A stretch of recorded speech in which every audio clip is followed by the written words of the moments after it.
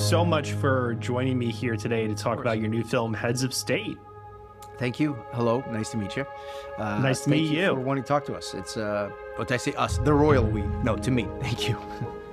No, I mean, I've been a big fan of yours ever since I saw Hardcore Henry, and I love the work that you did on Nobody. So when I saw that this was coming, I immediately wanted to jump on it because I love the way that you shoot action. I love the way that your mind works for how to stage these sequences.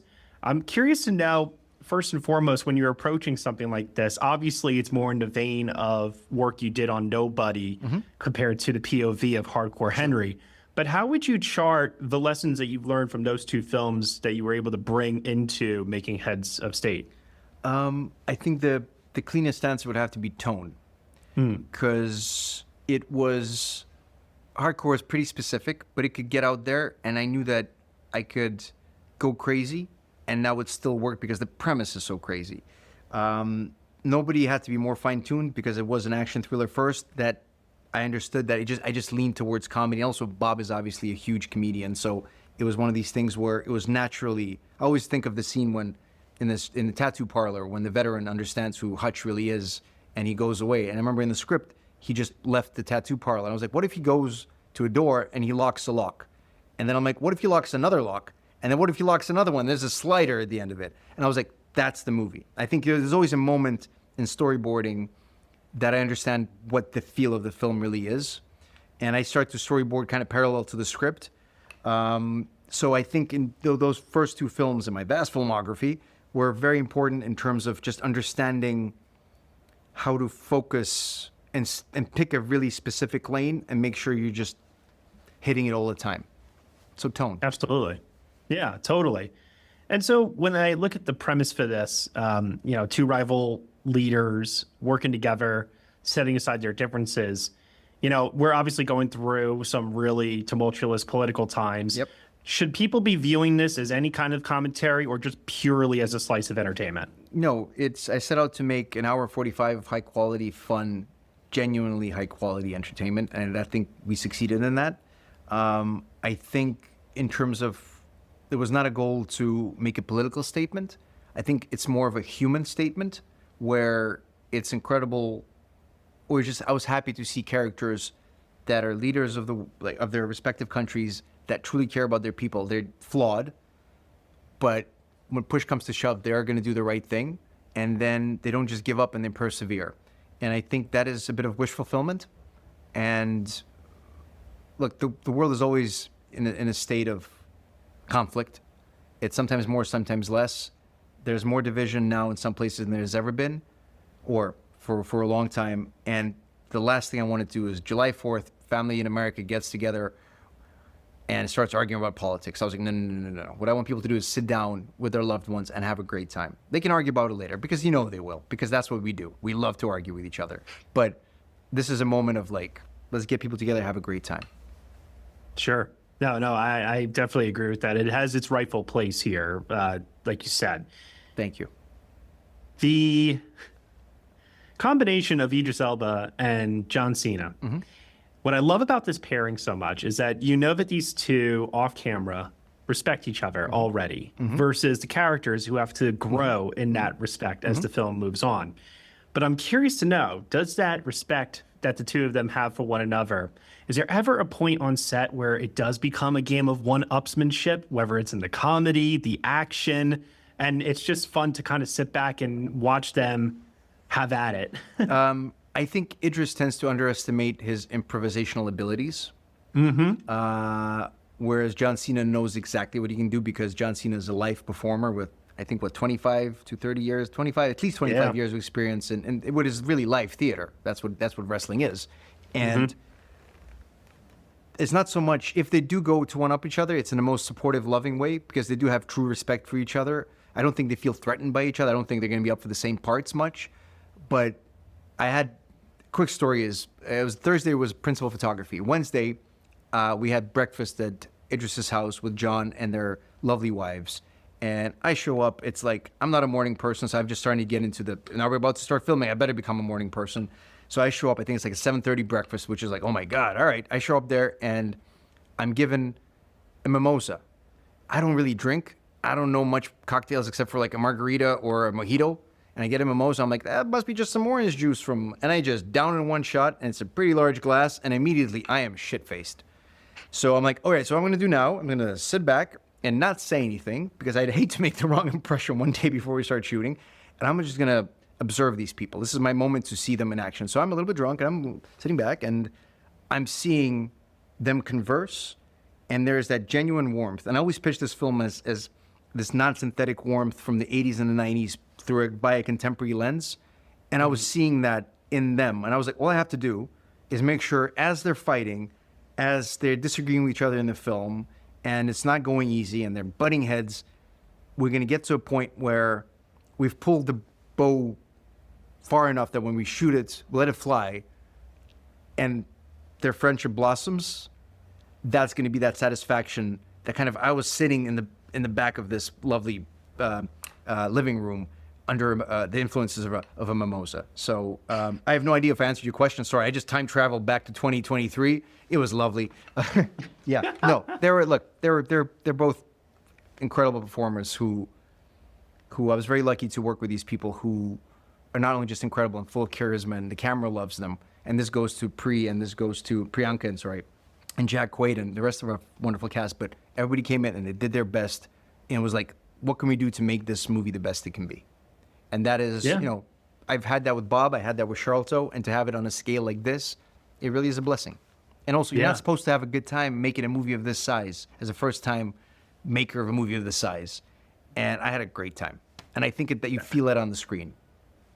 I think so too. I think you could feel it in the comedy. I think you could feel it in, like you said, in the improvisation. Like, there's just so many scenes of the two of them riffing off one another, and whether it's in the script or something that was found on set, you can feel that energy.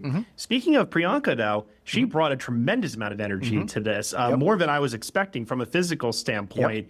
Was it like so much that she knows that what Cena and Elba have done before in their respective franchises, and obviously what they were bringing to this, and she was just like, yo, I'm going to be one of the boys. I'm going to get down and dirty. Let's do this. I think Priyanka has an incredible drive to her. And first time we met and we talked over Zoom, I just understood that this person, and we talked through our histories, because we both came from, not from America, not from the Western world, to come and do movies that we loved growing up, right? So there's plenty of ways she could have approached this. She could have been like, look, I'll bring all the acting, but I need a stunt double, and I don't want to, spend too much time sweating in the gym. No. She arrived in England. She hit the gym hard. She hit the training grounds hard. And I think it's, as with John, as with Idris, I think the thing that she does have in common with them is that I think her biggest competition is herself. And that is a fantastic way to always constantly want to grow and get better at things. Yeah, I would agree with that. Morgan Arms. How did that happen? Did they just happen to get lucky? Did they vie for it? How did they get that nice plug for the final shot of the film? I'm very curious why Morgan Arms is something you noticed. Because, well, when I saw the film, it pulls back and it shows the name of the, Okay, no, it's honestly, it's the baby blue color. The baby blue color, that was like the very specific feel I wanted for the end, that pull-out shot. And we looked at, 20 pubs, just photos, and I'd be like, to me, it's clear. It reminded me of, in Robert Rodriguez's book, Rebel Without a Crew, he says, like, if your script says you need a yellow jail cell and all you have is a baby blue jail cell, you shoot the baby blue jail cell, because that's not what the movie really is about. And as soon as I see anything that's baby blue for an environmental location, I'm like, it just triggers that lovely memory of being 15 and reading that really influential book. And so I think that had something to do with it. Yeah. What is if you can recall, a time on set that, I'm sure you're always being surprised by something that one of these performers are bringing to the table, but what is something that particularly made you just crack up hysterically? Oh, God. I had quite a few moments where I have to be like, you're like, you can't view this as the audience right now. You'll do that later. You got to like be a director here. And look, I'm always think of myself as an audience first because I understand I'm making this for me. there was a moment that this is the only time I was saddened that this is PG-13, even though I love the challenge, because as soon as I understood it's going to be PG-13, I was like, of course it's going to be PG. But this budget, this original IP, that's it's going to have to be. And I love the concept of like, I'm going to figure out how to make a punchiest PG-13 that I can. But there was a moment in press conference where I think Idris says, I'm going to misquote, I did a really good job of not watching the movie for 3 months, because I've watched it for 3 years, and I was like, that's it. I'm going to enjoy it at the premiere, so I'm going to mess up. But Idris says something like, and that's all I'm going to say about that. And then John says, no, I have something to add. And in one of the takes, he just said, no, I'm going to, what did he say? He used, it was a beautiful F-bomb that the president can't say. That we can't say. I mean, you can use the F word in the PG-13, like, once or twice. I think it's once, in a non-sexual manner. And we could have used it. And I was like, no, we're not going to. I think we're going to keep the movie clean. I just love the idea that we're not just like blowing it on something. But it was that moment, it was just, I got fucking something to say. And that just felt like, it was like, the energy was fantastic. So that is, I think, the one where I was just like, both overjoyed at how funny that was and kind of saddened that it shouldn't be in the movie. Yeah. Yeah, I like what you mentioned, though, about like this not being an R-rated film and it being a challenge for you, because I often wonder sometimes, when directors are put in that position, like how they like to tackle it. But one thing I want to mention before we go, too, is you brought up Jack Quaid earlier. I can say as a fan of Jack's, I was very, very satisfied and happy with his utilization, not just in the movie, but then at the end as well. Are we hinting at a potential sequel? Would you be involved? Is that dependent on how this film does? What was your thinking when putting that together? I think it's very important to not think of, unless you're doing a pre-planned trilogy, I think it's very important to focus on one thing, have the beginning, middle, and the end. And if the audience love it enough and there's a desire for more, we can figure that out separately. Because again, it's already like an hour and 45 of high quality entertainment. That's not easy. Let's get that right. So if it happens, great. Would I love to work with these guys again as these characters? Yes. And I'm not a guy who's like, oh, sequels. But there's some amazing things films that I love that are sequels. So I never say never. And let's just see how we're close to the release. We'll know pretty soonish. Yeah.